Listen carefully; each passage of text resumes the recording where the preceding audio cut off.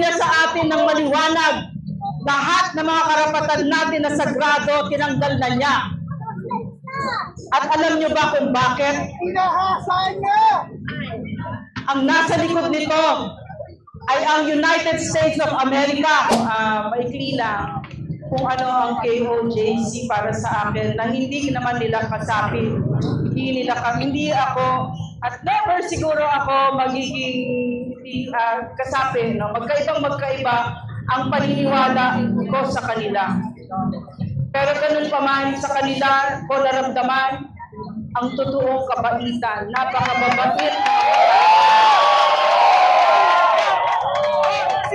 Akala ko nga, nagsimula ako sa SMNI, akala ko nagbigay ng memo si Pastor na, uy, maging mabuti kayo kay Lorraine. Kasi napakabubuti talaga. Kasi hindi lang talaga ako sanay sa kanila, no, ng ganyang klaseng kabutihan. At saka yung standards for excellence, yung honesty, yung tapang, yung pagmamahal sa bayan. No? So, itong pag pumupunta kayo ng KOJC, doon sa compound na ngayon ay kinahalay ni Bongbong Marcos, no? Para kayong nasa paraiso. At makikita mo, kahit na magulo sa labas, kahit na nandyan na yung mga pulis, no? na nag-imuyespiya sa kanila at tinetreten at inaharas, pag pumasok ka ng KOJC, para siyang paraiso. Totoo po yan! Totoo yan. I don't know what it looks like kasi I don't think, I feel so blessed na naabutan ko at nakita ko yung pag pumasok ka ng isang lugar, kahit hindi ka kasabi ka din. Na parang everybody welcomes you, napakaganda ng mga puno, ang linis-linis. Pag kumain ka, napakasarap ng pagkain. Yung mga tao, lahat masaya, nakangiti. At yung KOJC compound na yan ay pamamahay ng napakaraming members ng KOJC. Nandyan ang mga anak nila. Nandyan ang mga matatanda. Diyan sila nag-aaral, diyan sila naglalaro, diyan sila nagluluto, diyan sila kumakain. Ano ang ginawa ni Bongbong Marcos?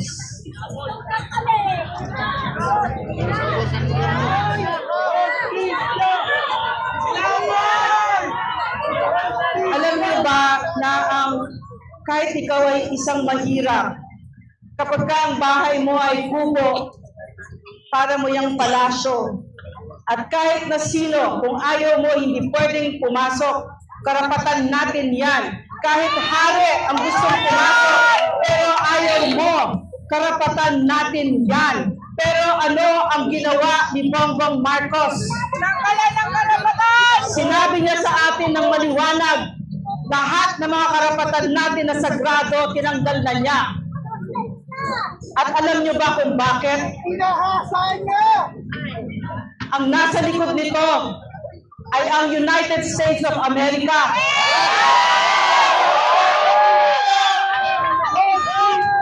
Naalo ni Bongbong Marcos, isinuko na niya ang soberenya ng Pilipinas sa mga Pilipino. What's this? Yeah, I have it. So, gulat naman ako doon. Gulat naman ako, ma'am. Okay, so, bakit ba hinahabol si Pastor? Hihilihan ko, kailangan ninyong malaman ito. Bakit ba hinahabol si Pastor ng Amerika? Hinahabol si Pastor ng Amerika kasi ang Amerika, hindi siya makapaniwala na merong isang pastor na pwedeng maging matagumpay, na napakarami na bawat estado sa Amerika, merong simbahan ang Kingdom of Jesus Christ. At galit na galit ang Amerika na isang Pilipino ay binibigyan ng tax-free na millions of dollars ng mga American citizens. Hindi iyon kaya ng Amerika. So tinakot ng Amerika si Pastor. Nagdemanda sila, nag-invento ng mga kaso. Walang kakwenta-kwentang mga kaso. Bakit? Kasi akala nila, kasi bobo ang mga Amerikano, Akala nila ang Pilipino ay titiknap sa Amerikano at hindi nalaban si Pastor. Akala nila ganon. Kaso lumaban si Pastor. Hindi lang siya lumaban siya ng masigasig. At akala ng mga Amerikanong ito, kasi mahina talaga kukonte ng mga teroristang ito. Akala nila si Pastor hindi makakaisip na mag-abogado. Kaso lampas 20 yung abogado niya ng mga Harvard pa ng mga Amerikano. So, ang ginawa ng Amerika, inorong yung hearing. Pinopostpone ng hearing. Pero ngayon hindi na nila mapopostpone. So, kailangan nilang madukot si Pastor at patayin. Pero, ganyan talaga ang Amerika. Ang extraordinary rendition na tawag dyan, yung pagdukot ng isang citizen sa ibang bansa para dalhin sa ibang bansa at patayin doon ay state policy ng Amerika. Wala tayong pakialam doon. Bahala sila doon. Hindi natin naging problema yan kay Gloria Arroyo, kay Duterte, sa maraming pangulo. Pero naging problema natin yung kawalangyaan ng Amerika. Noong si Bongbong Marcos ang ulo ko, bakit niya isinuko ang Pilipinas sa Amerika? Para sa pera. Bakit siya nagpangulo? Bakit siya nagpangulo? Hindi siya nagpangulo para magsilbi sa Pilipino.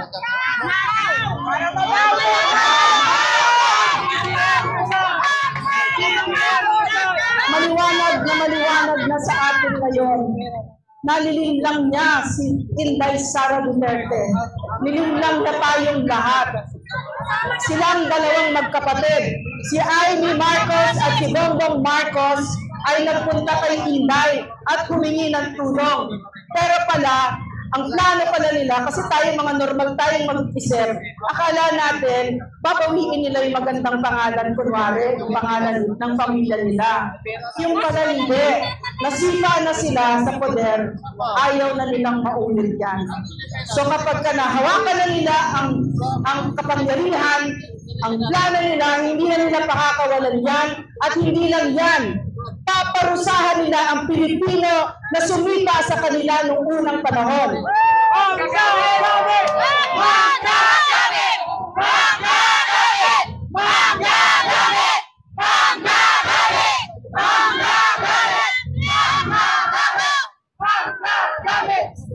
Marami pa tayong araw na uuwi dito. So marami tayong pwedeng pag-usapan na atraso ng walang kwentang Bongbong Marcos na ito. Pero for now, yun lang muna ang sasabihin ko. Sasabihin ko din na nagkamali talaga siya. Kasi akala niya, katulad ng mga Amerikano, yung mga amo niyang Amerikano, titiklop tayo dito. Akala niya, papayag tayo dito. Akala ng Amerika, na ngayon ay hinahalay ang sagradong KOJC na ngayon ay may mga plano pa na pasasabugin ang mga bomba na ang mga buildings doon. Hostisya! Hostisya!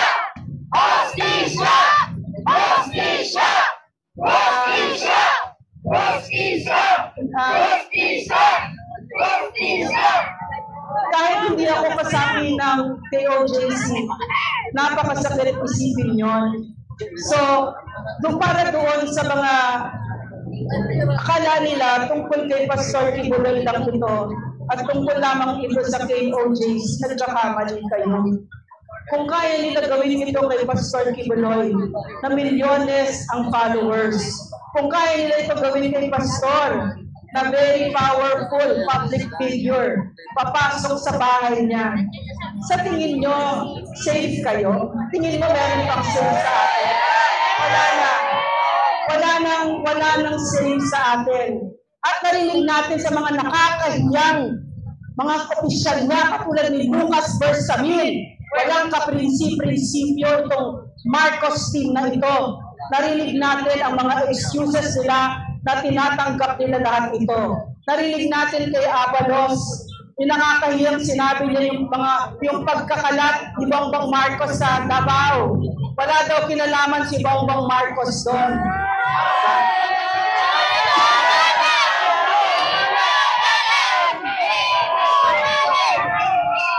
So, maliwanag.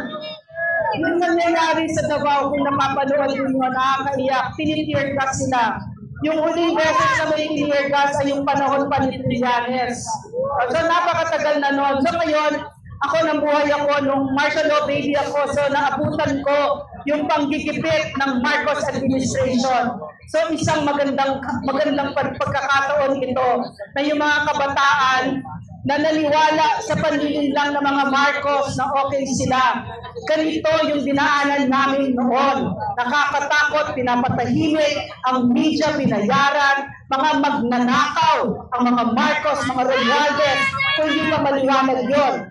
So ngayon, ang gusto nilang gawin sa KOJC ay kunin ang mga ari-arian ng KOJC.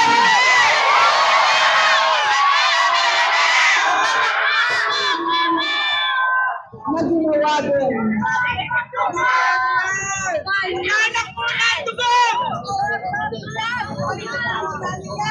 Na ginawa din ng tatay niya. Sa madaling salita, ang kasaysayan ay umuulit lamang. At umuulit ang kasaysayan kasi binibigyan tayo ng pagkakataon na baguhin ang mga sarili natin. So, nalulungkot ako sa totoo lang. Sobrang malungkot yung nangyayari sa Davao. No more Marcos 2025! Yeah, no more. No more Marcos. I mean, manggagamit!